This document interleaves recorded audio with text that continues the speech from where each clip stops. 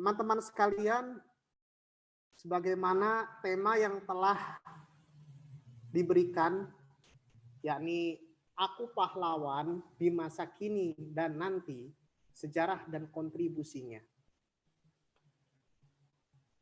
Sebagaimana diketahui, peringatan Hari Pahlawan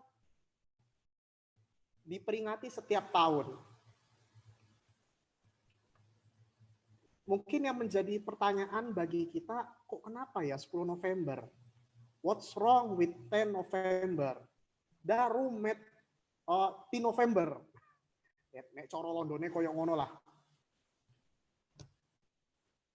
Pasti ada pertanyaan, kenapa? Warum?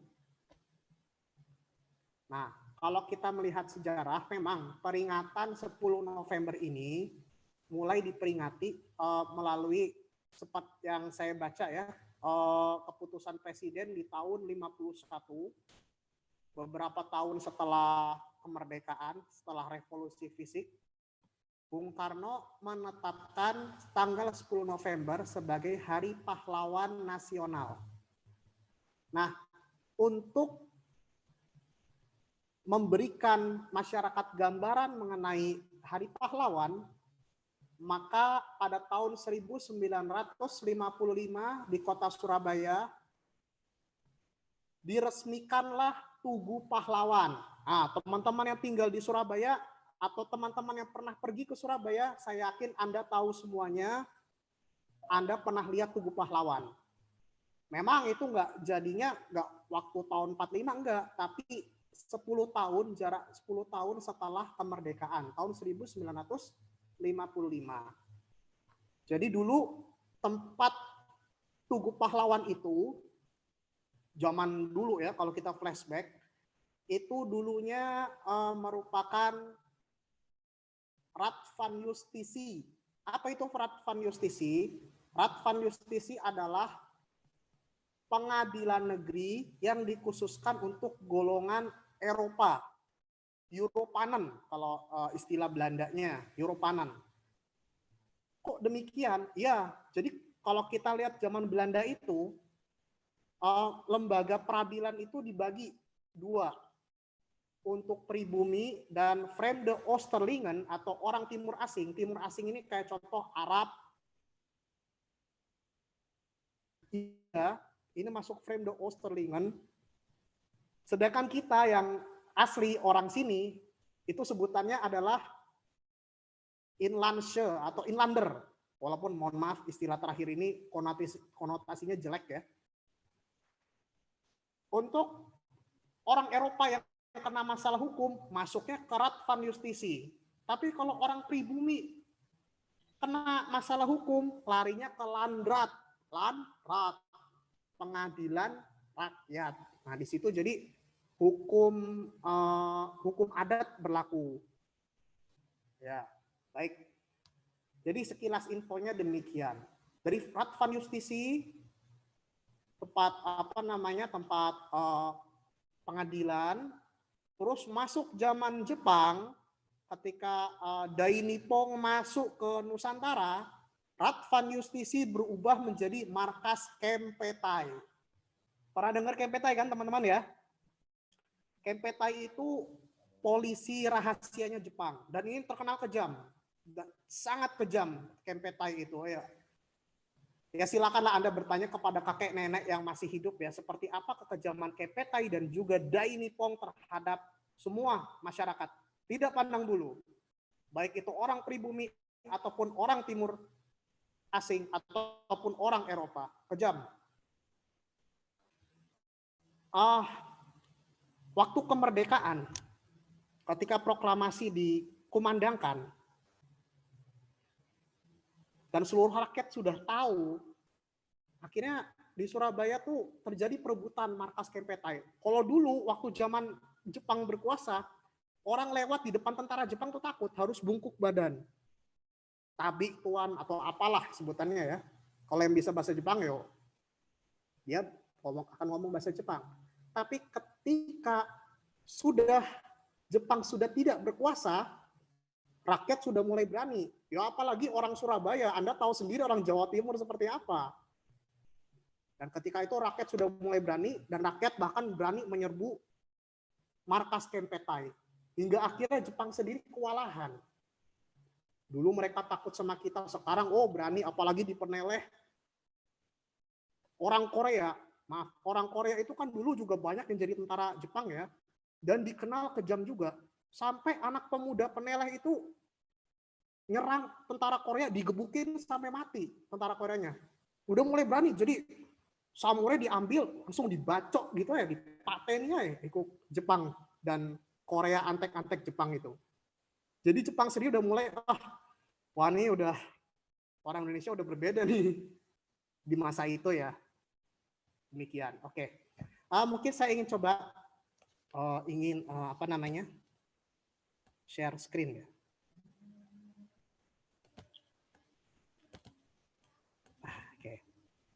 Sebenarnya saya punya PPT, saya ingin menjelaskan sepintas aja.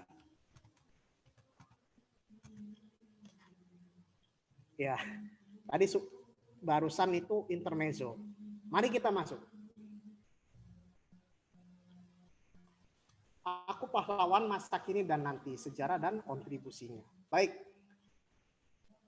Menurut Anda, apa sih makna daripada pahlawan itu? Mungkin salah satu bisa menjelaskan arti daripada pahlawan. Gak masalah menurut pemahaman Anda pribadi. Silakan.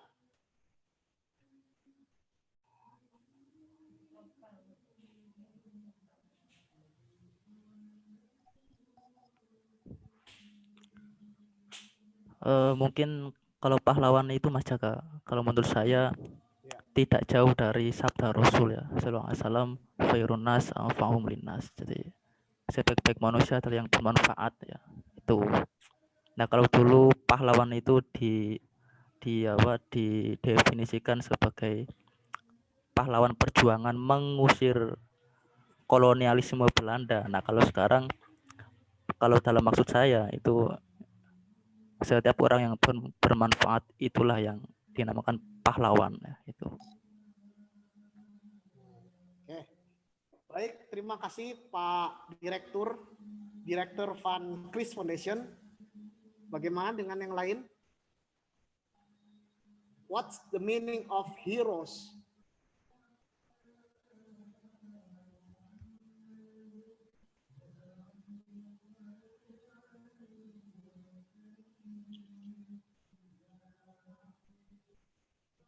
Ya. Apa itu mungkin bisa menjawab sebelum saya masuk ke pembahasan.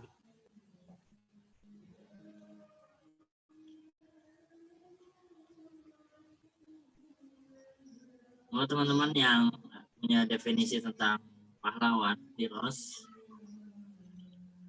kayaknya luas sekali ya mendefinisikan tentang pahlawan ini. Apalagi kalau kita lihat kalau konteks dulu dan zaman sekarang itu ya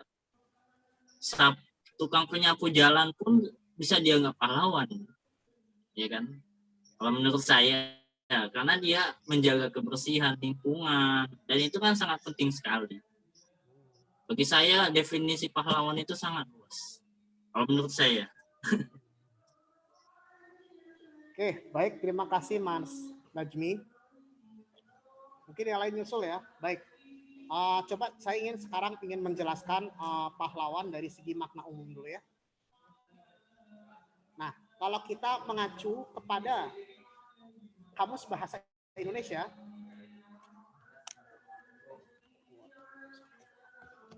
maaf.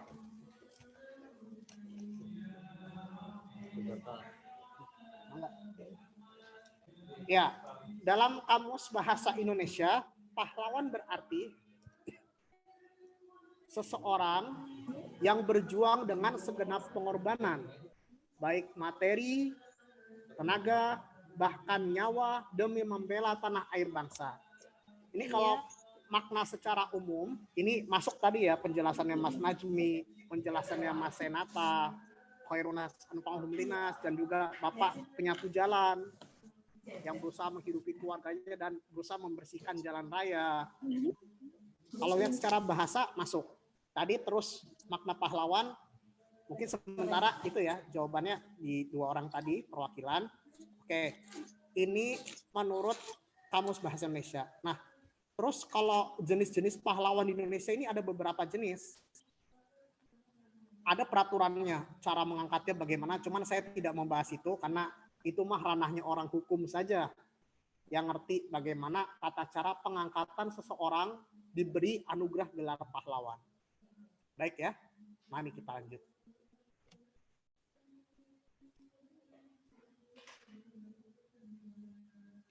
Oke, sekarang ini ada beberapa item. Jadi beberapa jenis pahlawan. Yang pertama, perintis kemerdekaan. Perintis itu maksudnya orang-orang yang berjuang pra kemerdekaan. Terus kemerdekaan nasional. Nah, waktu masuk masa kemerdekaan, revolusi fisik ya, antara tahun 45 sampai tahun 49. Terus ada pahlawan proklamator. Apa maksudnya pahlawan proklamator? Pahlawan proklamator itu mereka yang menjadi proklamator negara ini, yaitu Insinyur Soekarno dan Dr. Andes Muhammad Hatta. Allahumma gfir lahu warhamhu wa'afihi wa'fu anhu. Allahumma la tahrimna ajrahu wa la taftina ba'dahu wa gfir lana wa lahu birahmatika ya arhamar rahimin. Semoga Allah merahmati keduanya. Amin. Dan merahmati pahlawan nasional semuanya. Amin. Kebangkitan nasional. Nah, ini hampir sama ya kayak perintis kemerdekaan. Ya mereka-mereka yang berjuang sebelum masa-masa Sumpah Pemuda dan sebagainya. Terus pahlawan revolusi. Nah, kalau ini yang khusus waktu peristiwa G30S ya, Pak Ahmad Yani dan sebagainya itu dapat gelar pahlawan revolusi. Terus ada lagi pahlawan Ampera. Apa itu? Amanat penderitaan rakyat. Contohnya siapa yang orang Padang itu? Arif Rahman. Siapa? Bukan. Itu Ustaz, mohon maaf ini share screen-nya nggak jalan gitu. Apa di settingnya lagi? Share screen PPT-nya. Oh, nggak jalan ya? Pas saya stop dulu. Iya. Masih ke stop. Coba diulang lagi. Ya. Kelihatan ini? Oh ya, kelihatan. Tadi sini ya. Oke. Iya. Nih, terus ada pahlawan Ampera, amanat penderitaan rakyat yang demo Pak Karno tahun 6. Siapa namanya? Arif Rahman Hakim sama Ikhwan Ridwan Rais yang sekarang jadi nama jalan di depan stasiun Gambir yang arah ke Tugu Tani itu.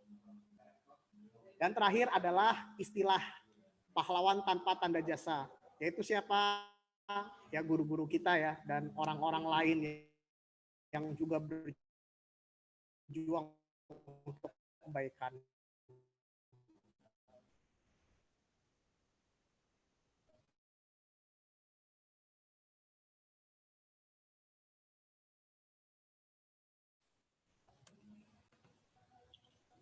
Era perjuangan saya bagi menjadi 3 ya, walaupun enggak.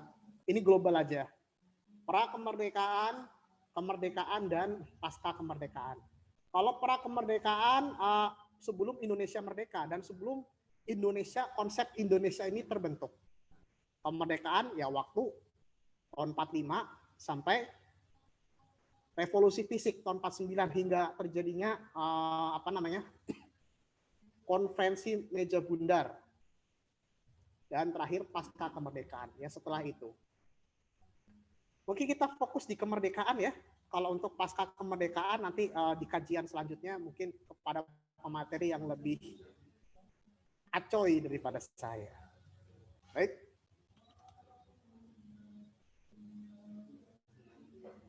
Nah, di sini ada 3 gambar. Ini saya masukkan sebagai pra kemerdekaan. Why? Karena settingnya mereka memang sebelum masa kemerdekaan. Contoh yang pertama, ada yang tahu siapakah gambar nomor 1 ini? Ada yang tahu teman-teman ini gambar siapa?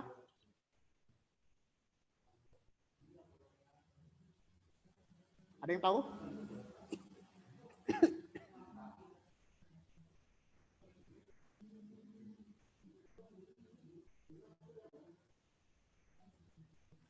Baik, mungkin belum ada yang jawab ya.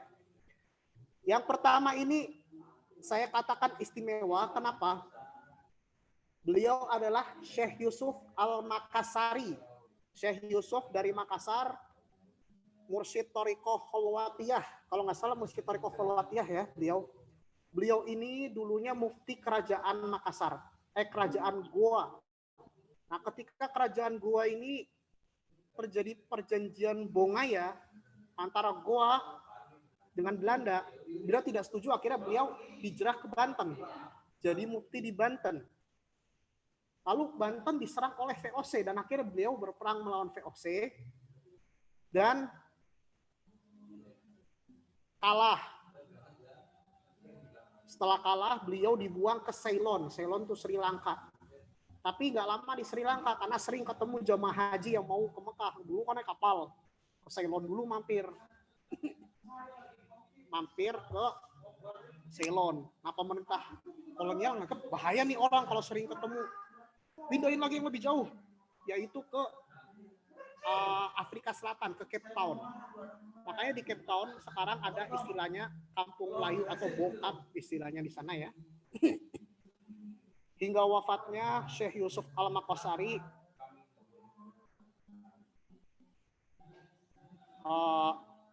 meninggal di Cape Town dalam keadaan sebagai orang di pengasingan.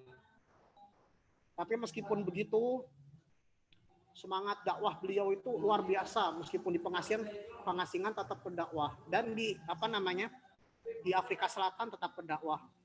Hingga akhirnya pada masa Nelson Mandela, sebelum Indonesia sebenarnya sudah menetapkan gelar pahlawan, tapi ternyata bukan hanya Indonesia saja yang menetapkan Syekh Al-Makassari ini sebagai pahlawan, tapi Afrika Selatan di bawah pemerintahan Nelson Mandela menetapkan Syekh Yusuf sebagai pahlawan nasional Afrika Selatan.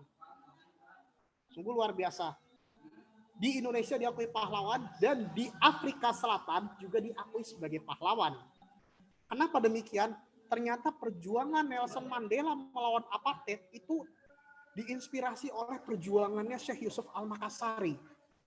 Ketika beliau diasingkan di Pulau Robben, di penjara di sana oleh pemerintah apartheid, beliau itu benar-benar banyak belajar dari Syekh Yusuf. Dari situ beliau berjuang dengan cara memperjuangkan kemanusiaan. Beliau benar-benar belajar dari Syekh Al-Makassari. Makanya Masya Allah, kita sebagai orang Indonesia harus bangga bahwasanya putra bangsa kita bukan hanya diakui di sini keilmuannya, tapi di Afrika Selatan juga diakui. Yang kedua, saya yakin sebagai orang Jawa dan juga orang Indonesia, kita sudah tidak asing dengan gambar kedua, yaitu Kanjeng Pangeran Diponegoro. Perjuangan Pangeran Diponegoro itu bukan macam-macam. Ini benar-benar perjuangan santri melindungi tanah airnya dari kolonial. Selama ini kita kan kalau belajar sejarah di buku sekolahan ya, kita dibilang kenapa adanya perang Diponegoro? Oh, karena terjadi penyerobotan tanah oleh tentara Belanda yang akhirnya dibuat untuk rel dari Jogja ke Semarang. Di Tegalrejo itu tanahnya diserobot sama Belanda akhirnya untuk mempertahankan tanah milik leluhurnya. Tapi kita nggak melihat yang lainnya seperti apa. Atau karena kita malas baca atau gimana, Allahu alam ya. Tapi perjuangan Diponegoro ini memang kalau kita baca sejarahnya betul-betul kan untuk balad Islam, balad negeri ya, yang menerapkan hukum Islam. Walaupun kita nggak tahu seperti apa, tapi beliau ingin menggunakan agama sebagai perjuangannya. Makanya Diponegoro kan menggandeng juga Kiai Mojo dan juga Sentot Ali Basyah Prawiro Dirjo untuk berjuang melawan Belanda. Walaupun akhirnya 3 orang ini meninggal dalam keadaan sebagai orang yang diasingkan dari tanah kelahirannya, tapi semangat perjuangannya dilanjutkan oleh para santri dan para ulama. Sehingga setelah Pangeran Diponegoro dibuang ke Makassar, setelah Kiai Mojo dibuang ke Tondano, Sulawesi Utara, dan setelah Sentot Ali Basyah dibuang ke Bengkulu, di Bengkulu makamnya Sentot Ali Basyah ini. Perjuangan pengikut Pangeran Diponegoro dilanjutkan oleh para santri. Adapun para bangsawan yang ikut dalam perjuangan Diponegoro kebanyakan lari, kabur, dan menyembunyikan identitasnya. Akhirnya datang kemana, mendirikan pesantren, ngajarin ngaji orang-orang sekitar. Dari situ jejaring ulama muncul hingga akhirnya muncullah NU ya sebagai pelanjut dari perjuangan Pangeran Diponegoro. Kalau kita baca sejarah gitu, silakan Anda baca di buku Jejaring Ulama Diponegoro karyanya Gus Zainul Milal Mizawi. Itu penjelasannya sangat gamblang. Baca juga Peter Carey sebagai peneliti Diponegoro dari Inggris. Nah, setelah perjuangan daerah-daerah per daerah dilakukan, muncullah kesadaran nasional. Awalnya memang ada dari Syarikat Islam, dari Muhammadiyah, dan sebagainya, NU, hingga akhirnya setelah kesadaran muncul, harus ada satu perekat, yaitu Sumpah Pemuda. Ini salah satu teks dengan ejaan Van Ophuizen. Oh, nggak tahu, sampean masih bisa baca nggak kalau Van Ophuizen? Wallahu alam kalau generasi sekarang ya. Mungkin bisa latihan yang teman anak-anak milenial biar bisa bacalah generasi apa ejaan zaman dulu. Iya. Oke, lanjut ya. Ini pra kemerdekaan. Jadi sebelum 45. Indische Partai, Taman Siswa, semuanya berjuang. Bahkan ulama santri pun berjuang untuk tegaknya negara kita, Negara Kesatuan Republik Indonesia. Walaupun dengan jalur perjuangan yang berbeda. Next, kemerdekaan. Ini ada proklamasi dan ini ada Koran Kedaulatan Rakyat di Jogja. Proklamasi ini. Jadi ketika Hiroshima dan Nagasaki dibom oleh sekutu, kita ini mendapatkan hikmah yang luar biasa. Dan kalau boleh jujur, maaf ya, walaupun Jepang menjajah hanya 3,5 tahun, tapi dampaknya untuk kita bangsa Indonesia itu sangat besar. Kenapa? Maaf, yang pertama, Jepang itu ketika mendirikan sekolah, kalau dulu di zaman Belanda kan dipisah ya, untuk kalangan Eropa, untuk kalangan Cina, kalangan Arab, kalangan pribumi, dipisah-pisah sekolah dengan bahasa pengantar yang berbeda. Kalau mulo, SR bahasa zaman dulunya itu, mulo, his, AMS, pengantarnya bahasa Belanda. Kalau sekolah Ongkoloro atau apalah, sekolah rakyat, sekolah desa, Fairvolk School, pengantarnya bahasa daerah. Yang di Jawa ngomong Jawa, yang Sunda ngomong Sunda, yang Cirebon Cirebonan. Yang di Tapal Kuda ya 2 bahasa, Jawa Madura dipakai. Pada zaman itu begitu. Tapi ketika zaman Jepang, sekolah-sekolah itu tidak boleh mengajarkan bahasa Belanda lagi. Bahasa Belanda ataupun bahasa sekutu, bahasa Inggris, Prancis, Jerman, nggak boleh. Harus kalau nggak bahasa Jepang, ya bahasa Indonesia. Nah, ya walaupun Jepang tetap saja penjajah kejam, tapi kan gini, di sisi lain, orang Indonesia udah mulai dipersiapin gimana caranya, kamu tahu, oh caranya perang begini, oh teknik perang begini, oh budaya disiplin militer sekian. Nah, apalagi Jepang itu ngasih kepada umat Islam itu sarana, apa itu? Pembentukan Laskar Hizbullah. Yang mana Laskar Hizbullah ini, dia itu mengadakan camp pelatihan selama beberapa bulan di Cibarusah. Cibarusah itu daerah Bekasi Selatan, Kabupaten Bekasi, arah Bogor. Sekarang masih ada tempatnya. Ada Masjid Al-Mujahidin. Di situ teman-teman santri baik dari NU atau dari Muhammadiyah, dari Persis dan sebagainya diundang ke pelatihan tersebut. Para ulama aja dilatih sama Dainippon. Ya walaupun ya itu buat kepentingan mereka ya. Tapi kan yang penting gini, adanya Hizbullah itu menjadi sarana buat teman-teman santri, adanya peta jadi sarana buat para ulama juga, karena sebagian petinggi peta itu juga kiai. Kayak contoh di Banten, Kiai Syamun, brigadir itu pangkatnya. Ada celah gitu loh. Oh, gini caranya ya kalau kita mau merdeka harus sekian, sekian, sekian.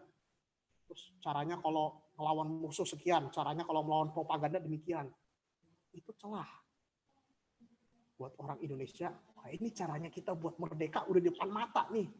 Ayo kita gunakan betul-betul fasilitas ini. Bukan untuk kepentingan Dai Nippon, tapi untuk kepentingan masa depan kita Indonesia.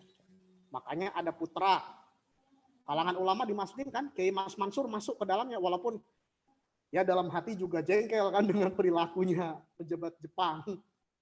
Ki Hajar juga masuk juga. Bahkan ada partai namanya Masyumi. Waktu zaman Jepang itu. Itu benar-benar perjuangan sekali zaman Jepang. Walaupun susah, tapi gimana caranya mereka berjuang, akhirnya nemu cara. Oh gini caranya. Dan puncaknya ketika Hiroshima Nagasaki bom, Jepang sudah nyerah. Tanggal 6 sama 9 Agustus ya. 15 Agustus 1945, Korea sebelum pecah dari utara dan selatan menyatakan merdeka dari Jepang. 15 Agustus 45. Selang 2 hari kemudian, alhamdulillah dengan rahmat Allah, negeri kita merdeka. Walaupun ketika itu tanpa persiapan. Loh bayangkan, di rumah, di daerah apa namanya, antara Senen sama Matraman, ada rumah punya Faraj Marta, saudagar asli Hadromot yang udah lama tinggal di Indonesia, menghibahkan rumahnya untuk ditempatin Presiden Soekarno untuk melaksanakan proklamasi, jadi saksi hidup. Nah ini kan kita gak pernah pelajarin. Bayangkan aja, di ketika itu 17 bulan 8 tahun 2605, pakai tahunan Showa Jepang. Dan bulan Ramadan juga, Allah memberikan rahmat buat kita diberi kemerdekaan. Tanpa persiapan matang, tanpa ini, tanpa itu, mic juga diatur sendiri, pengibaran bendera juga secara sederhana. Tapi alhamdulillah proklamasi jalan. Nih gambarnya ya. Padahal Soekarno juga kondisi lagi sakit ketika itu, sakit panas, demam. Tapi dengan penuh keyakinan bisa memberanikan diri untuk proklamasi. Nah, setelah proklamasi ini, selang beberapa lama, 5 Oktober didirikanlah kekuatan bersenjata resmi, TKR, Tentara Keamanan Rakyat, yang nantinya berubah menjadi TNI, Tentara Nasional Indonesia. Nah, berita proklamasi ini tidak secara langsung nyebar ke Indonesia keseluruhan, karena mungkin ya kondisi waktu itu kan berbeda dengan zaman kita sekarang yang udah keren, udah canggih, tinggal WA atau ya bisa berapa menit doang nyampe berita. Bahkan gini, persebaran berita kemerdekaan itu bertahap. Jadi dari Jakarta ke arah timur, ke Bekasi, Kerawang, Cirebon, Bogor, daerah yang dekat Jakarta, Tangerang contohnya, itu belakangan baru dapat informasi tentang proklamasi. Nah, apalagi kita yang teman-teman yang berada di Surabaya, ini juga informasinya belakangan. Kenapa demikian? Karena ketika tahun 45, meskipun Jepang sudah nyerah dan vacuum of power, tapi Jepang masih menguasai fasilitas umum. Jadi segala pemberitaan tentang kekalahan Jepang, tentang nyerahnya Hirohito, berusaha ditutup-tutupin oleh pihak Jepang yang sudah menjadi pihak yang kalah. Dan ini ada peristiwa unik. Ketika itu selang beberapa lama kemudian, kalau nggak salah sebulan ya, di Surabaya itu menerima berita proklamasi. Waktu itu kan pakai kawat ya, pakai sistem kawat ya, atau Morse. Gimana caranya nggak ketahuan Jepang? Maka beberapa teman-teman para pejuang di Surabaya itu udah dapat info, walaupun dari kawat radio gelap ya, lewat kode Morse. Tapi karena radio Dome atau Antara yang itu kantornya tuh dekat Bank Mandiri daerah Tugu Pahlawan, itu masih dikuasai Jepang waktu itu. Kalau berita itu masuk kesebar ke umum, maka yang menjadi resiko adalah para pegawai kantor. Ya dihukum atau dihukum mati. Nah, setelah dapat berita informasi sudah diolah gini-gini, akhirnya gimana caranya? Inilah pinternya orang Jawa Timur, kreatifnya arek-arek Jawa Timur. Jadi yang namanya Jepang itu kan cuma ngerti bahasa Indonesia aja. Bahasa daerah gak ngerti, kalaupun ada ya dikit lah yang ngerti bahasa daerah. Karena di Jawa Timur ada dua bahasa besar, Jawa dan Madura. Maka untuk ngelabuin orang Jepang yang gak ngerti bahasa daerah dan agar masyarakat tahu bahwa kita sudah merdeka, maka berita proklamasi disebarkan lewat berita dan diucapkan dalam bahasa daerah. Salah satunya bahasa Madura. Nah, tepuk tangan untuk anak-anak Madura. Nih, bukti kecerdasannya orang Madura itu. Jadi ketika dapat info tentang berita proklamasi, waktu itu sore di radio RRI sekarang ya, RRI Jawa Timur, Raden Jakfar Broto Atmojo, salah seorang penyiar radio, menyiarkan proklamasi dalam bahasa Madura. Jadi sorenya proklamasi sudah ada, sudah diterjemahkan ke bahasa Jawa, apa Bojoworo kalau di dalam bahasa Jawa. Lalu maghribnya, setelah maghrib dengan alunan gamelan 15 kali pukulan, dimulailah proklamasi dengan bahasa Madura. Sehingga orang-orang Surabaya Utara, daerah Ampel, Perak, dan deretan Kenjeran itu kan banyak orang Madura. Ya banyak Madura lah. Orang Madura, baik Madura negeri maupun swasta. Ya Madura swasta itu Mas, yang dari luar pulau, orang Madura di Pasuruan, Probolinggo, Jember, Lumajang, sampai Banyuwangi, itu kan banyak orang Madura yang merantau sana. Disiarkanlah berita itu. Sehingga muncullah warta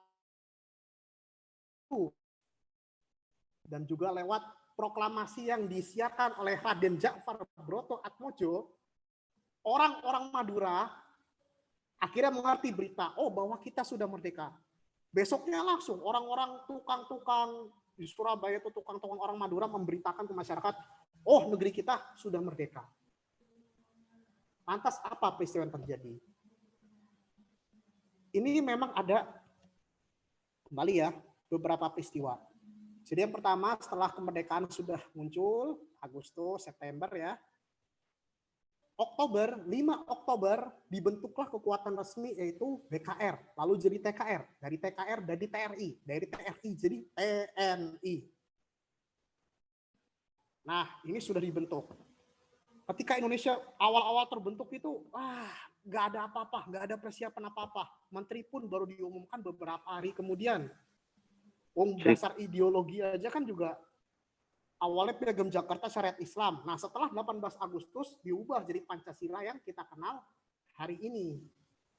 Walaupun dengan debat alot dan sebagainya, tapi demi persatuan bangsa, maka tokoh Islam menerima penghapusan 7 kata menjadi ketuhanan yang Maha Esa demi persatuan bangsa. Baik, kembali lagi Oktober sudah dibentuk. Nah, ketika itu Oktober sudah dibentuk, nah Inggris itu mulai masuk ke Indonesia. Sebenarnya gini loh, kenapa Inggris itu sebenarnya tujuannya mereka ke Indonesia itu satu, membebaskan tawanan perang. Tawanan perangnya Jepang, melucuti senjata Jepang, dan akhirnya juga membantu memulangkan tentara Jepang ke negara asalnya. Awalnya jadi Inggris itu gak niat menjajah kita. Tapi ada yang bonceng. Siapa yang bonceng? Belanda. Nah, yang rese ini Belandanya ini. Jadi Belanda ini kan waktu penjajahan Jepang kan kabur petingginya ke Australia. Nah, di sana itu mendirikan pemerintahan bawah tanah. Nanti ada namanya Hubertus Johannes van Mook, ada Charles Olke van der Plas. Nah, dua orang ini benar-benar arsitektur kolonial sekali, dua orang ini. Gak rela jika negeri kita lepas dari cengkeraman Belanda. Oke. Zaman terus berkembang. Nah, tanggal 4 ini yang saya dengar dari Pak Agus Nyoto ya, salah seorang sejarawan dari NU. 14 Oktober, Belanda itu nyebarin berita hoax. Jadi berita hoax itu wis ono ket biyen, enggak saiki to, ket biyen wis ono sing jenenge hoax itu. Berita hoax, apa berita hoaxnya? Tentara sekutu akan mendarat di Indonesia dan akan menangkap para kolaborator Jepang. Orang-orang yang pernah kerjasama sama Jepang. Apa maksud kolaborator Jepang? Nah, mereka yang pernah bekerja sama. Jadi Pak Karno target para ulama yang masuk ke peta, teman-teman yang masuk Hizbullah, teman-teman Heyo, itu rencana ditangkap semua. Tapi ini sebenarnya hoax. Nah, yang lancarin kan Belanda yang ngomong.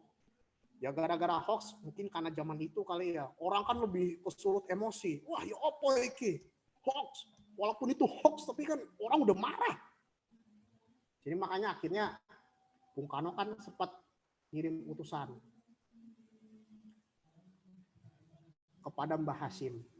Coba tolong ya tanyain ke Mbah Hasyim, apa hukumnya membela negara? Tidak membela Allah, tidak membela Al-Quran, tidak membela agama. Tanyakan ke Mbah Hasyim. Ditanyakanlah kepada Mbah Hasyim. Tapi Mbah Hasyim nggak cepat langsung jawab, oh hukumnya gini-gini. Enggak.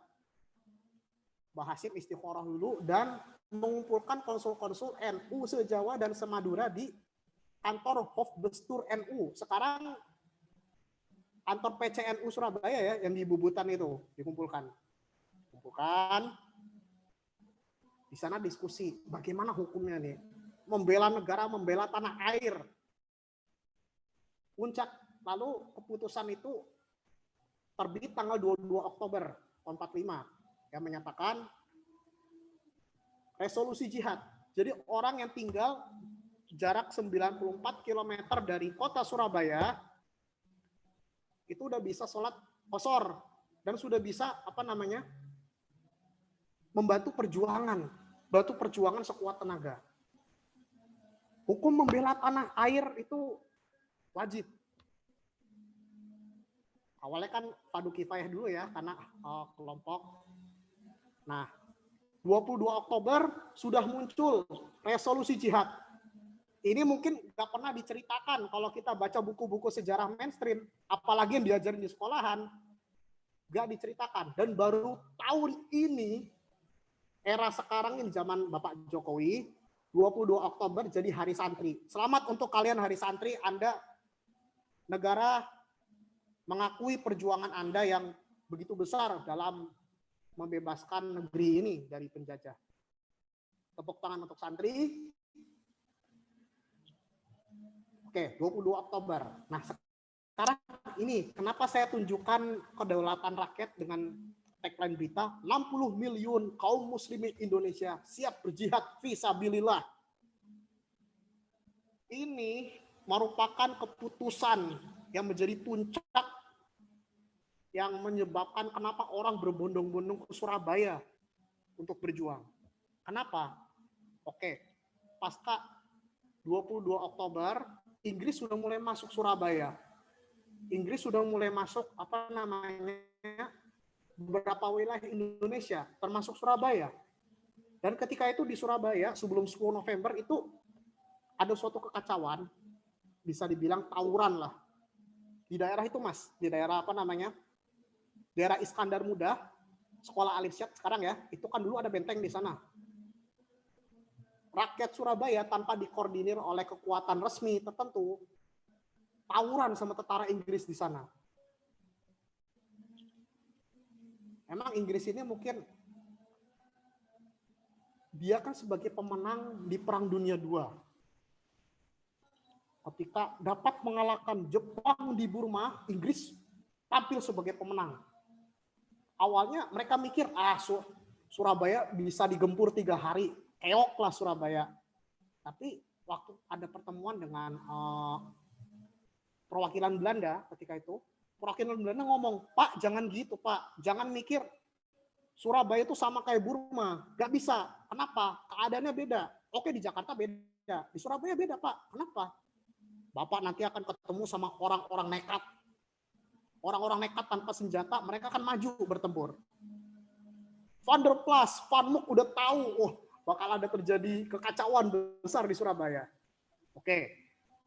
Antara 25 Oktober sampai akhir Oktober 4 hari terjadi pertempuran atau yang dinamakan tawuran itu ya. Karena tidak terkoordinir dengan baik.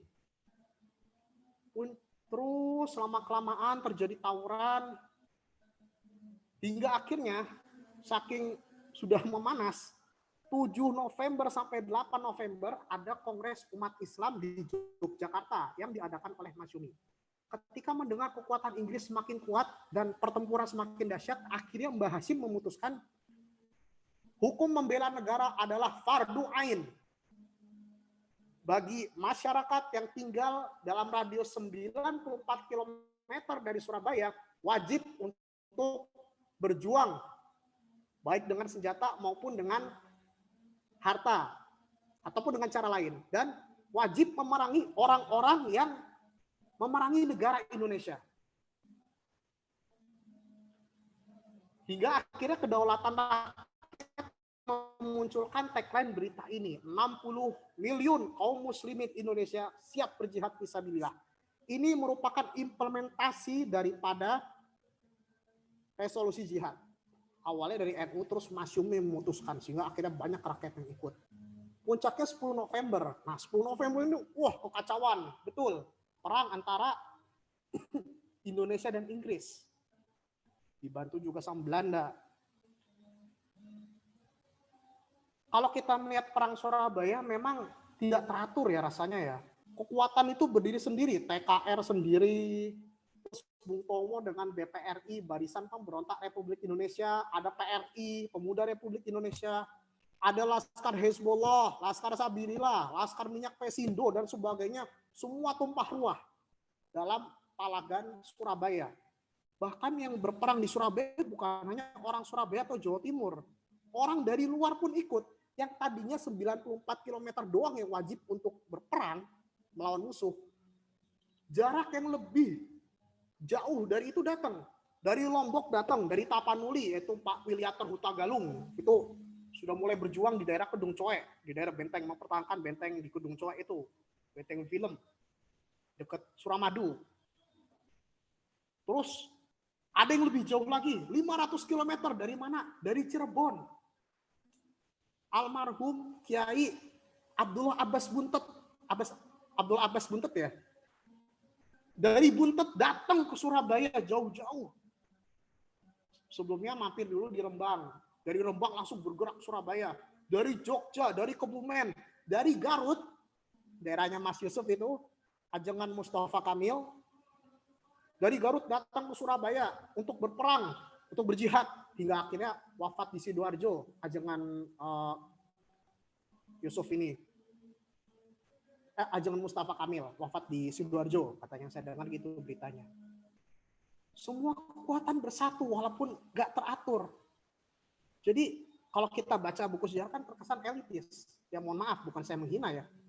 Maksudnya ayo kita baca sejarah, kok kesannya tentara aja yang jadi pahlawan gitu loh. Maksudnya rakyat-rakyat juga banyak yang menjadi bunga bangsa, tapi itu kok kita lupakan. Nah, santri-santri datang dari Muhammadiyah, Kiai Amin Lamongan, Tunggul Lamongan, juga ikut berjuang di Surabaya. Mbah Mansur, Kiai Mansur itu sampai jadi korban sekutu karena beliau berpidato untuk menyemangati semangat jihad sampai akhirnya ditangkap sekutu dan wafat di penjara Kalisosok. Nah, di Surabaya itu kenapa Surabaya jadi semakin gede ya? Semakin kayak, seksi sekali berita ini. Karena semua kekuatan, semua elemen itu bergabung. Tidak hanya elemen tentara aja. Kalau di Jogja kan jelas tentara dan sebagainya. Tapi di Surabaya ini, walaupun tidak untuk kemungkinan daerah lain juga, semua masyarakat berjuang. Kiai, santri, orang-orang nasionalis berjuang. Slogannya pun macam-macam.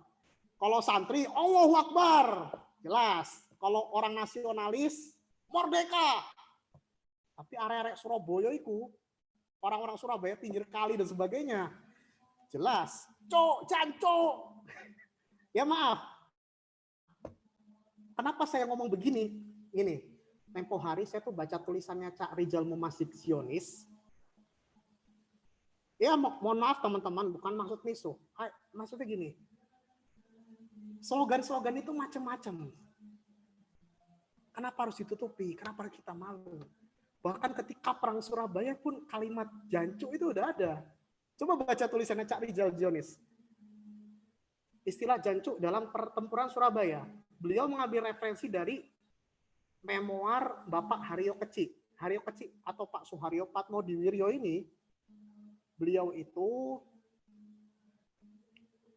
saksi hidup perang Surabaya, veteran Surabaya, sempat jadi Pangdam Mula Warman di Kalimantan, terus dikirim Pak Karno ke Soviet untuk belajar, hingga akhirnya pas balik sempat ditahan Orde Baru. Tapi beliau menjadi saksi hidup masa itu. Di situ diceritakan dalam memoirnya kisah-kisah yang tidak kita ketahui. Mereka yang berjuang sampai teman-temannya pahanya tuh ditembak sama sekutu, akhirnya sampai buntung. Ada nama temannya Pak Haryo itu Abdul Wahab, terus pahanya tuh ditembak sampai dia agak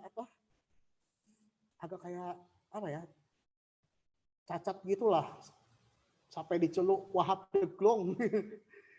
Itu sisi lain perang Surabaya. Nah, bukan hanya itu aja, Pak Agus Sunyoto juga jelasin kenapa banyak orang pergi ke Surabaya untuk berperang. Karena itu adalah efek dari resolusi jihad dan juga fatwa jihad Mbah Hasyim Asy'ari. Jadi orang-orang semangat. Bahkan Bung Tomo sendiri, kalau kita dengar pidatonya kan, Insya Allah Tuhan bersama kita, Allahu Akbar. Bismillah di awal, Allahu Akbar di akhir. Apa tujuannya? Untuk menyemangati masyarakat agar kalau kita berjuang, benar-benar berjuang lillahi ta'ala. Perkara dapat gelar pahlawan atau enggak, itu urusan akhir. Yang penting niatkan lillahi ta'ala dalam perjuangan ini. Maksudnya gitu. Ini ya. Oke. Ini meme-memenya. Nah ini Hotel Oranye tanggal 19 September. Oh ya saya lupa tadi jelaskan.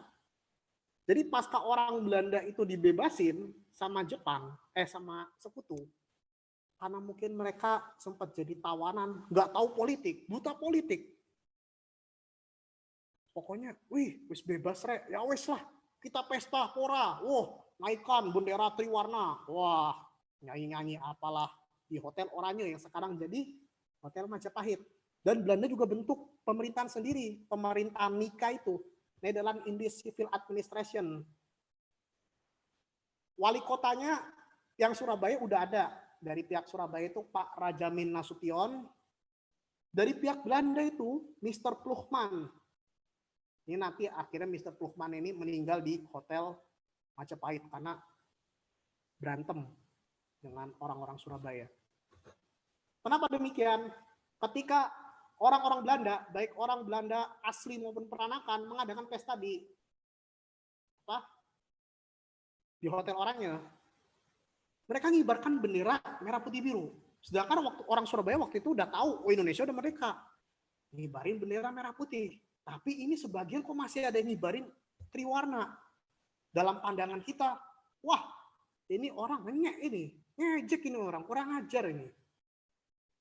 ngejek negara kita ini, harusnya gini.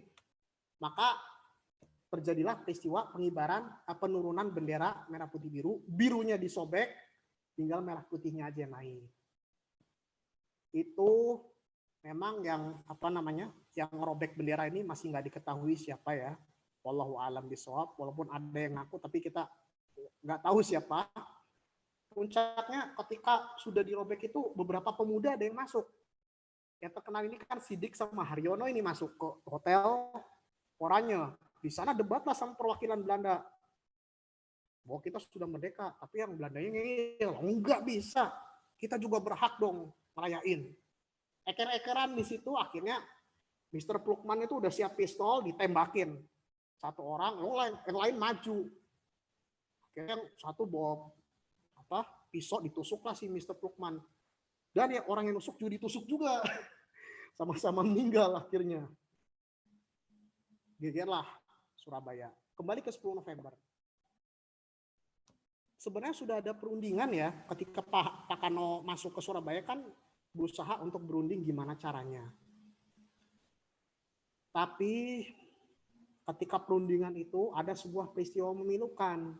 Waktu di Gedung Internasio di daerah Jalan Raja Wali sekarang itu, terjadi perundingan antara pihak Indonesia dengan pihak Inggris. Setelah perundingan keluar, kisah memilukan, yaitu tertembaknya Brigadir Jenderal Malabi.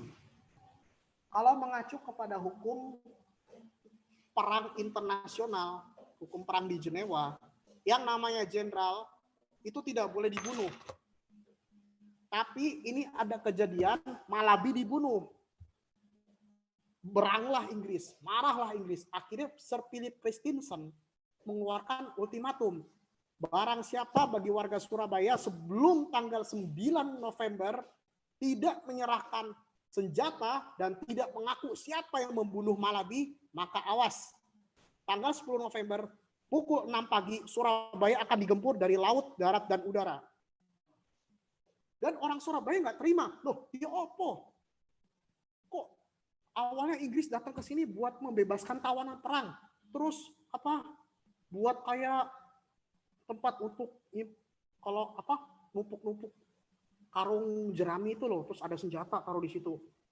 Oh, apa maksudnya iki? Wis ditetapno daerahnya sekian. Tapi terus dia buat kayak tempat buat senjata. Apa-apaan ini? Penghinaan. Bahasanya gitu. Inggris sudah melakukan gitu. Apalagi di ultimatum. Wah, nggak terima orang Surabaya. Akhirnya Bung Tomo pidato. Wah, Bung Tomo pidato dengan Allahu Akbarnya. Orang-orang makin semangat. Apalagi didukung adanya resolusi jihad dan keputusan Kongres Umat Islam pertama di Yogyakarta bulan November 45. Orang lebih semangat berjuang. Setelah ultimatum, besoknya tanggal 10 November 1945 sampai 3 minggu kemudian Surabaya digempur dari darat, laut, dan udara oleh tentara Inggris. Banyak warga yang ikut, termasuk Ibu S.K. Trimurti, istri dari Bapak Said Malik. Dengar berita ini, beliau itu pengen ke Surabaya dan akhirnya nyuruh supirnya nganterin dia. Akhirnya iya, berangkat ke Surabaya. Nah, waktu di Rembang, mobilnya bocor ban. Tapi karena dulu nggak ada tambal ban kayak sekarang, caranya mobil ban itu diisi sama ban kering. Rumput kering. Rumput kering dimasukin ke ban, akhirnya bisa jalan. Dari Rembang sampai Gresik itu jalan mobil itu walaupun dengan rumput kering. Nah, ketika di Gresik udah lihat banyak pengungsi.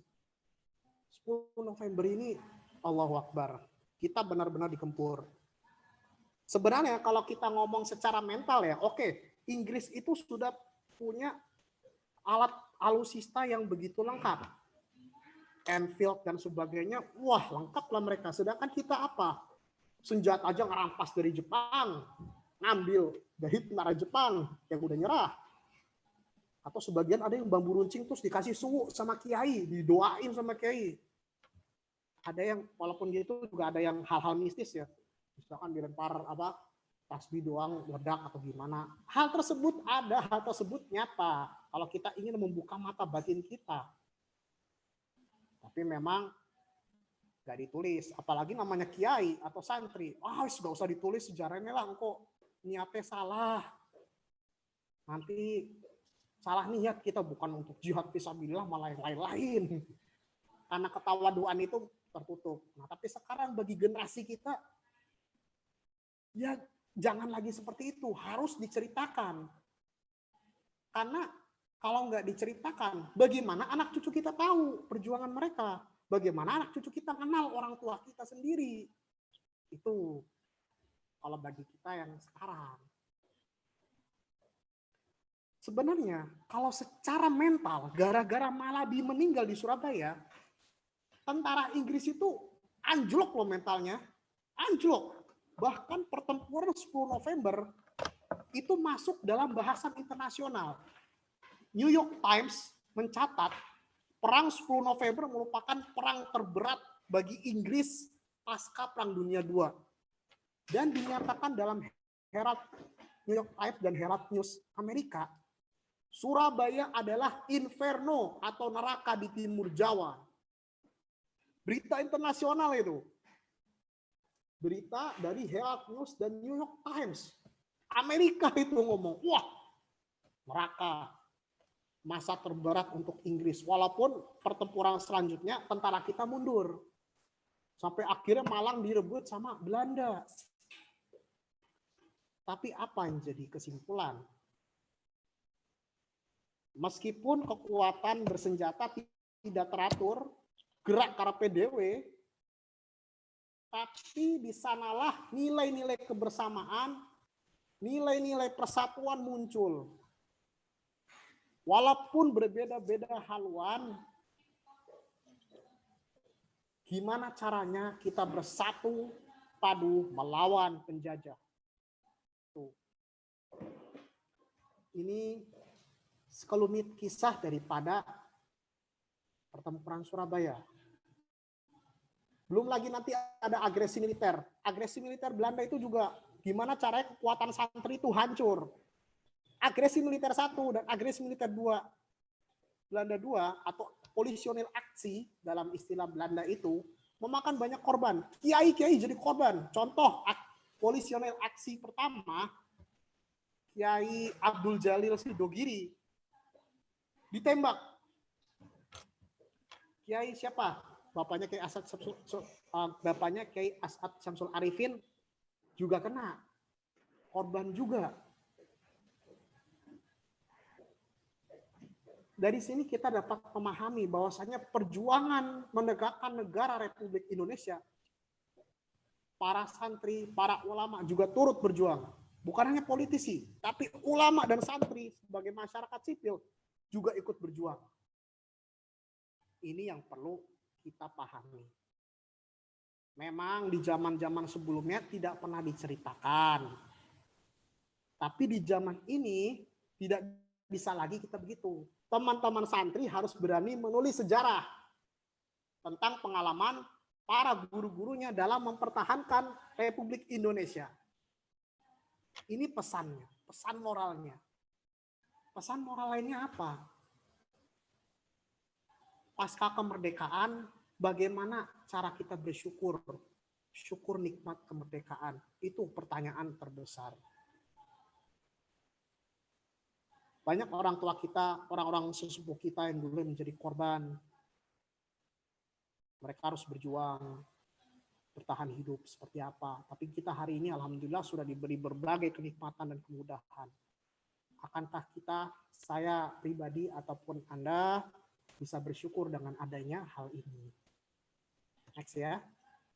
Pasca kemerdekaan ada nanti Pak Yosudarso yang gugur di Laut Arafuru. Ini Pak Frans Kaisepo, tokoh Papua yang menganjurkan Papua untuk bergabung dengan Indonesia. Kalau dulu namanya Irian. Sebenarnya Irian itu singkatan. Ikut Republik Indonesia anti Nederland. Nederland, pakai D ya kalau ejaan Belandanya itu. Terus apa? Saya coba ini gambar pahlawan yang lain. Ada pahlawan politik, ada pahlawan tempur, ada pahlawan ekonomi, pahlawan budaya, pahlawan olahraga. Ini salah satu orang-orang yang berhasil di pertandingan bulu tangkis. Salah satunya ada yang namanya Edi Yusuf. Edi Yusuf ini anaknya Raden Yusuf, komisaris polisi Jawa Barat. Raden Yusuf itu anaknya Dr. Snuk Ukronya dari istri yang di Bandung, Bu Nyai Saudah kalau nggak salah. Mertuanya Snuk Ukronya, Khalifah Apo, sekarang jadi nama jalan di Bandung, Jalan Khalifah Apo. Edi Yusuf ini cucunya Snuk Ukronya, dan dia berhasil mengharumkan nama Indonesia, juara bulu tangkis. Kalau anaknya Pak Snuk ini menjadi komisaris polisi. Nah, gitu. Nah, bagaimana dengan era milenial? Apa makna Hari Pahlawan? Mari kita tanyakan pada diri kita masing-masing. Karena saya tahu Anda memiliki pandangan tersendiri mengenai makna kepahlawanan. Saya hanya menceritakan sekelumit kisah walaupun tidak lengkap ya. Kalaupun ingin yang lengkap, silakan membaca buku-buku sejarah. Baik sejarah yang di kalangan mainstream, yang dikarang Pak Nasution, yang dikarang oleh Pak Nugroho Noto Susanto, dan sebagainya, Asfi Warman Adam, Taufik Abdullah, sampai Pak Agus Nyoto. Anda bisa baca itu, Anda akan menemukan simpul-simpul yang saling tercerai-berai akan dapat diikat simpul tersebut. Oke.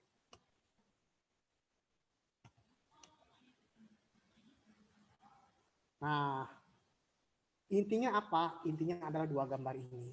Setelah dulu mereka berjuang dengan fisik, dengan senjata dalam meraih kemerdekaan, maka kita hanya sebagai pelanjut. Gimana kita melanjutkan perjuangan?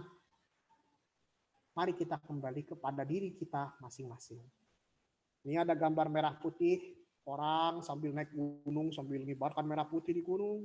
Dan di sebelah ada gambar almarhum Gus Dur. Kemajemukan harus bisa diterima tanpa ada perbedaan. Intinya adalah apa? Gimana caranya kita merawat kebinekaan. Bhinneka Tunggal Ika, Pancasila, Undang-Undang Dasar Negara Republik Indonesia. Nah, itu. Mungkin ini yang bisa saya sampaikan. Saya mohon maaf mungkin kalau ada salah kata, kalau mungkin penjelasan saya terlalu cepat, mohon maaf dengan amat sangat. Saya kembalikan ke Mas Najmi. Ya, terima kasih Ustaz Jaka. Sungguh pemaparan yang menurut saya lumayan lengkap ketika kita melihat sejarah dari sebelum kemerdekaan, kemudian waktu kemerdekaan itu, apalagi ketika kita melihat pertempuran di Surabaya, dan memang menurut saya jasa-jasa pahlawan ini memang sungguh besar untuk kemerdekaan Indonesia, apalagi bangsa Indonesia yang memang ya yang dari kemajemukan ini yang harus kita terus rawat, kebinekaan dengan beragam agama. Ya, kita tentu harus melanjutkan perjuangan para pahlawan kita yang telah gugur dalam pertempuran kemerdekaan itu. Monggo teman-teman kita masuk kepada sesi diskusi. Monggo yang ada pertanyaan, silakan mengajukan pertanyaan untuk diskusi kita pada malam hari ini. Sungguh menarik pemaparan yang telah dijelaskan oleh Ustaz Jaka menurut saya. Bagi teman-teman mungkin ada yang ingin didiskusikan, monggo. Bisa raise hand atau langsung bicara. Atau kalau malu untuk bicara bisa tulis di kolom chat. Silakan, monggo.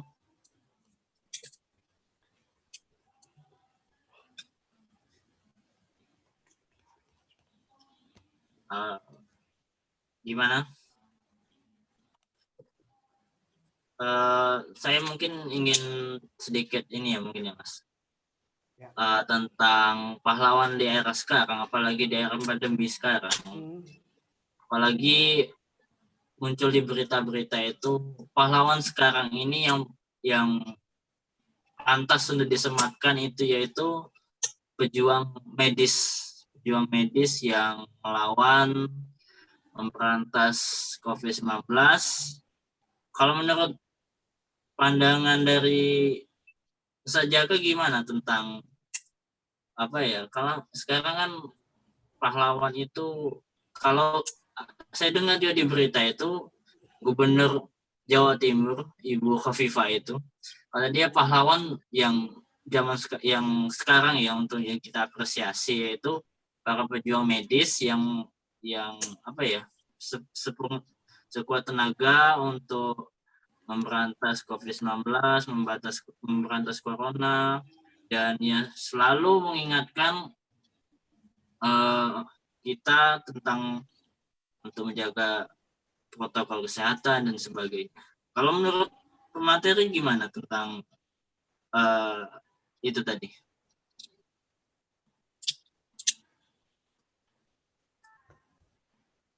Baik, Mas Najmi, terima kasih. Pada zaman sekarang, yaitu para tenaga medis yang berjuang sekuat tenaga ya, di Wisma Atlet, dan dimanapun mereka berada, terus ada yang meninggal, wafat, dan gugur di medan tugas ini, menurut saya pahlawan. Kenapa? Karena gini, pertama mereka memiliki misi mulia, menyembuhkan masyarakat.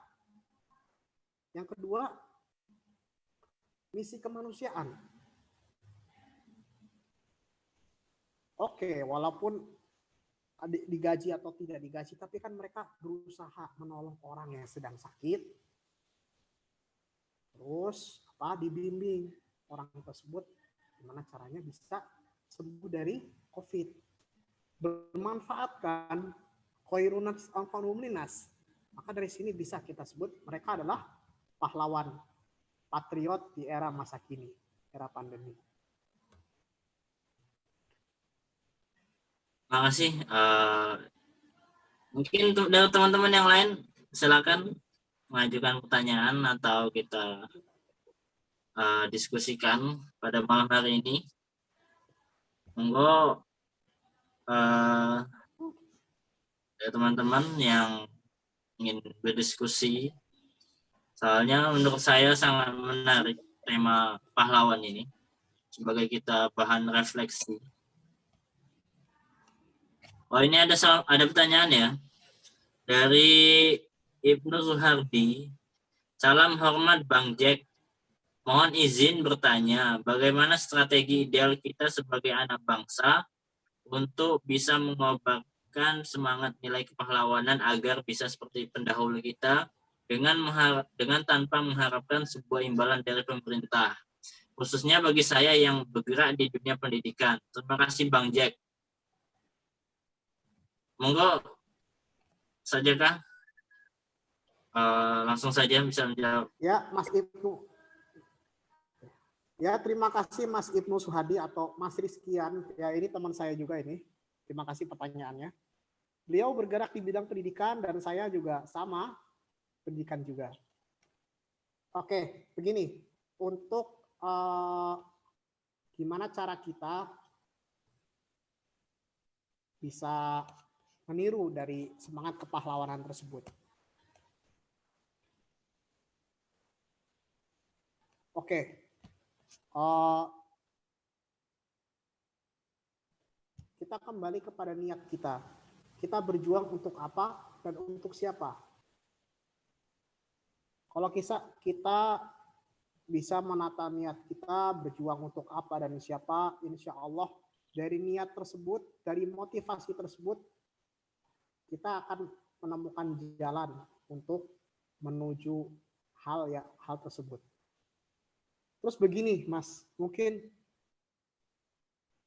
kita sama-sama generasi berbeda ya dengan generasi X atau Y atau Z, terutama ketika kita berbicara mengenai kepahlawanan. Mungkin generasi kita dulu, ketika diceritakan begitu kan, seneng banget gitu loh, pokoknya wis awan pelajaran sing mumat, jam 2 siang, wayane ngantuk, akhirnya cerita. Kita seneng kan tentunya kan, udah jam 2 siang panas terik dan sebagainya, ngantuk juga, gurunya juga gitu. Ya, maka langkah paling enak adalah kita bercerita, cerita tentang masa lalu dan sebagainya. Itu zaman kita, tapi zaman sekarang kan beda. Zaman sekarang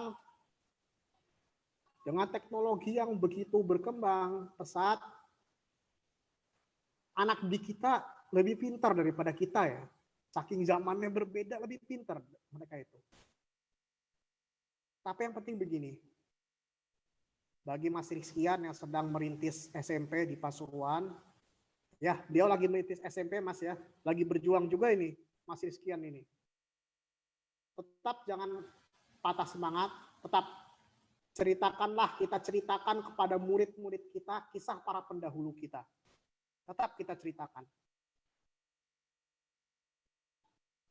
Baik kisah pahlawan nasional yang ada di Indonesia atau kisah-kisah lokal di Pasuruan, Mas Rizky. Ini mungkin perlu diceritakan. Karena nanti dari situ kita akan tumbuh cinta terhadap kearifan lokal. Kalau kita sudah cinta terhadap kearifan lokal, dia bisa menghargai jasa pahlawan. Itu dia insya Allah bisa mencontoh mereka. Mungkin ini jawaban saya sementara, Mas Rizkian, bisa ditanyakan kembali kepada yang lebih ahli. Terima kasih, semangat Mas Rizkian. Terima kasih Ustaz Jaka atas jawabannya, pertanyaan dari Ibnu Suhardi tadi. Mungkin sudah sangat menjawab ya untuk saya. Dari yang lain mungkin ada lagi? Dari kita diskusi aja. Diskusi ya. Biar enak.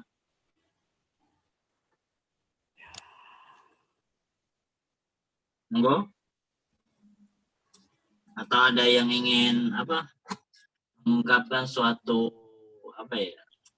pernyataan tentang refleksi pahlawan ini seperti apa? Mungkin ada perspektif berbeda dari pemateri kita gitu ya. Monggo, kita malam ini kita diskusikan berdialektika kita.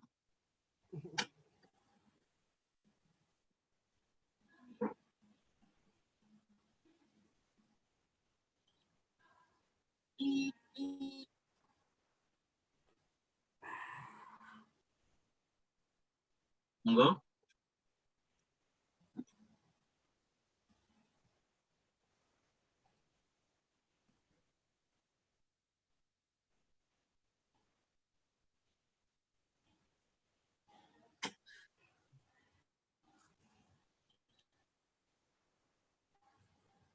Apa masih ada?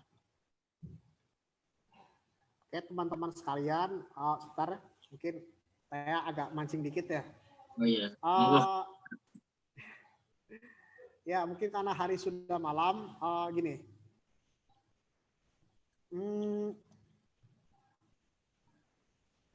Mungkin yang paling penting kita tanyakan adalah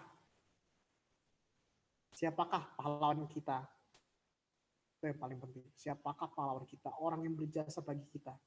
Ya. Siapakah mereka? Bisa kita tanyakan masing-masing. Apakah bapak kita, ibu kita, mbah kita, dan sebagainya? Silakan kita jawab pada diri masing-masing. Itu suatu refleksi dari Hari Pahlawan ini. Siapakah pahlawan kita pada saat ini? Kalau dulu kan kita melihat ya pahlawan ya orang yang melawan penjajah. Kalau sekarang penjajah kan sudah tidak ada lagi kan, kalau kita bisa kita ketahui. Ya. Dan ya itulah tadi yang bisa kita ambil dari diskusi kita pada malam hari ini.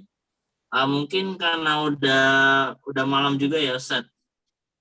Tadi udah ibarat apa mau ada closing statement lagi Ustaz? Ada mau disampaikan lagi atau ada informasi lagi dari Mas Senata? Oke, Closing ya. Oke, Mas Renat dulu. Ada Mas Anata gimana? Monggo. Ya Mas Jaka mawon. Nanti itu ya. Monggo Ustaz. Tadi apa mau closing statement dulu sebelum kita tutup diskusi kita pada malam hari ini? Atau sudah cukup tadi? Oke. Baik, mungkin saya coba closing statement saya, mungkin nggak banyak ya. Ya. Kembali kepada presiden pertama kita, ada satu kalimat yang sangat menyentuh buat saya, yaitu jas merah. Jas merah, apa itu? Apakah jasnya warna merah ataupun lain-lain? Mas Jaka ini. Jas merah itu singkatan. Ya. Apakah aku mentang-mentang pakai merah, jas merah gitu? Ya, enggak jas gitu. merah itu. Pas banget itu. Yang baju merah jangan cepat marah. Memang seragam hari Kamis gini, Mas Najmi. Kalau aku. Ya, jas merah. Jangan sekali-kali melupakan sejarah. Ya, jangan sekali-kali melupakan sejarah. Jangan lupa sapa ingsun, sapa sira, sapa reang. Saha urang, saha maneh, saha aing. Jangan lupa itu. Ya itu, ya maaf, saya pakai istilah begini ya biar kita mancing aja, biar nggak ngantuk gitu ya. Iya. Kalau saya pakai bahasa formal Indonesia terus ya ngantuk guys. Jadinya. Ya. Ya. Sapa ingsun, who am I, man ana. Sapa sira, man antam.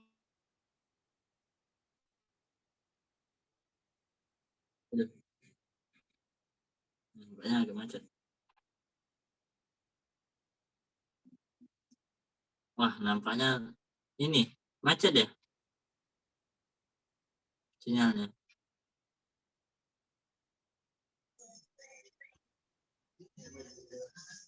Oh ya. Wah. Oh iya, ada. Maaf. Ya. Monggo Ustaz lanjutkan. Mohon maaf. Ya. Ya. Itu mungkin yang bisa saya sampaikan. Who am I? Who are you? Who are we? Man ana? Man antum? Manahnu? Kita orang siapa? Itulah. Jika kita ingin bisa menghargai orang, kita hargai diri kita sendiri dulu. Mungkin terakhir untuk menghargai jasa para pahlawan yang telah berjuang, yang telah gugur, baik di medan tempur maupun di situasi kondisi yang lain. Kita doakan semoga Allah Ta'ala memaafkan dosa mereka dan merahmati mereka. Al-Fatihah. Ya.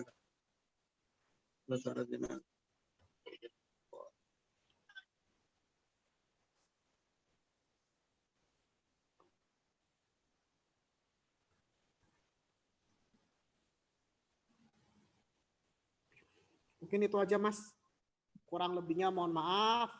Teman-teman sekalian tambah sedikit pesertanya. Mohon maaf kalau saya bicaranya lama. Billahi taufiq wal hidayah. Wassalamualaikum warahmatullahi wabarakatuh.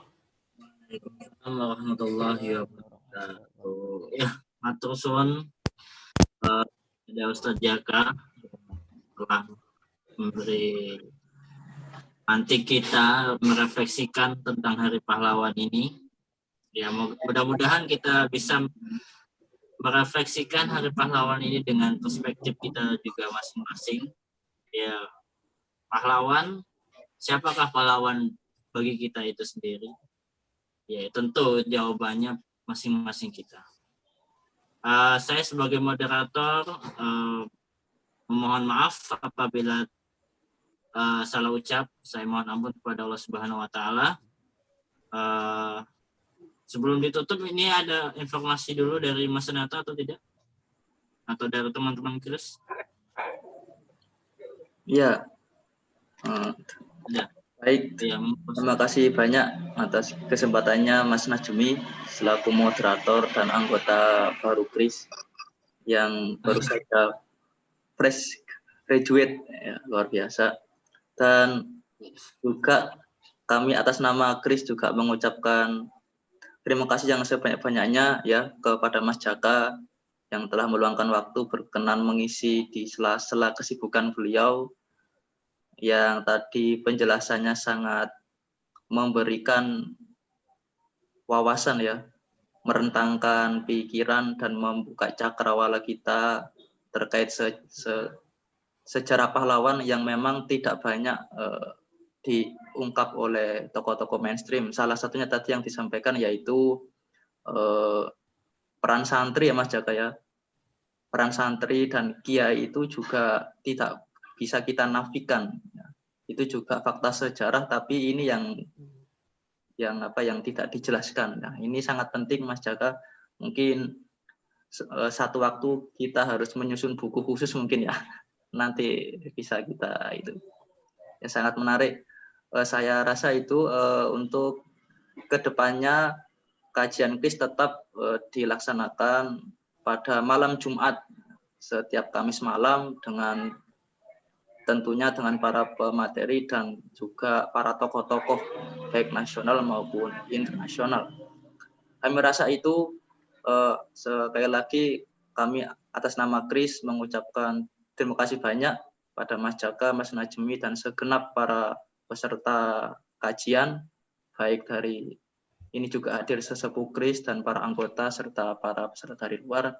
Semoga kita semua tetap bisa menjalankan dengan baik amanah yang telah dititahkan kepada kita ya. Amanah para pejuang, mari kita teruskan dengan berkontribusi, dengan belajar ya, dengan terus mengasah kemampuan, karena meneladani para pejuang atau para pahlawan di era sekarang adalah dengan cara mencari ilmu ya Mas Jaka dan teman-teman sekalian, dengan cara mengaji dan tidak terbawa arus-arus yang menenggelamkan kita. Oke, saya rasa itu yang bisa kami sampaikan.